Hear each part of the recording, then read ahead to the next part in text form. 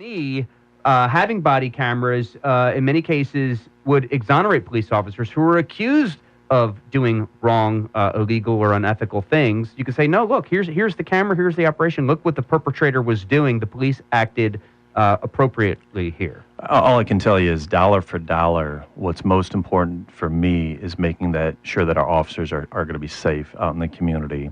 And secondly, that our community is going to be as safe as possible in the community.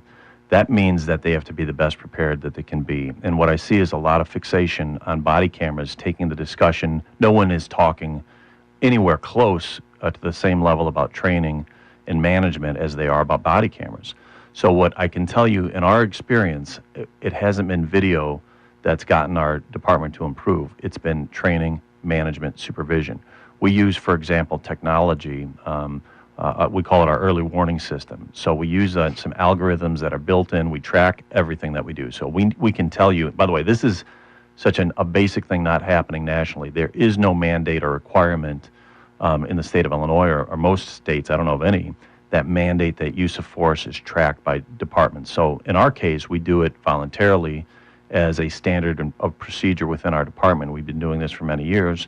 So every interaction that we have when we make an arrest, when we have anything more than just a normal handcuffing, where someone is compliant. If someone's non-compliant, we have to use additional force to apprehend a suspect. That goes down, gets charted. So every one of these incidents becomes tracked within our database, as well as other things like complaints that might come against an officer. So we use that as a way to guide training and support for individual officers.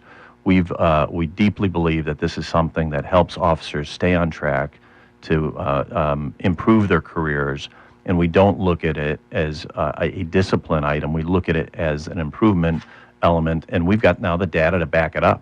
So I would challenge anyone to say you can avoid doing those fundamental first steps in training and management and supervision, just go to a body camera and get anything close to the same results. So like I said, I'm not against body cameras, but given our limited resources and the tight budgets that we're dealing with, I just don't see us spending millions of dollars to invest in body cameras when we won't be able to guarantee to our citizens that they're going to do anything other than document poor or good policing.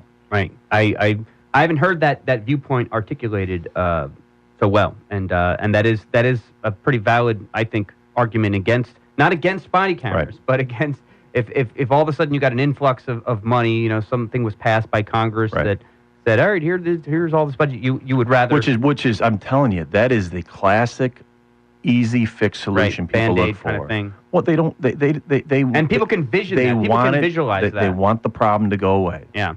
So if we do this, the hard work, you will get probably less resistance from a police union on body cameras than you will on a lot of the protocol we've gone through to try to change the department, because that fundamentally impacts the day-to-day work of your department. So if you have a body camera but you don't keep track of use of force, if you don't have an early warning system, it is a disaster waiting to happen. Like I said, I saw this fixation occurring because you have a lot of people who haven't had to go through what we've gone through. I wouldn't have known this 10 years ago. I know it because we've gone through really difficult challenges in our department with a huge focus on us, and we've been willing to look at the best practices. When we were reviewed by these former Department of Justice civil rights attorneys, they didn't come in saying leading with body cameras. I can't remember if they mentioned that at all. They may have in their report. The big leadership challenges they pressed us on that we had to improve on was training. So we invested in things. There's departments, Cleveland now is talking about this, having to invest in technology. It's a type of technology we invested in years ago to do real-life simulations with officers so that they can have a safe setting in which they undergo these very difficult challenges. These are computer-simulated models. We had to invest heavily. These are equipment that costs $50,000 and upward, but we run our officers through those simulations. That's an ongoing process. And that's when I say I'm very proud of our work, it's because I know the stats back up the fact that we're preparing our officers better. I hope this becomes part of the national conversation. In my opinion, it's an absolute must.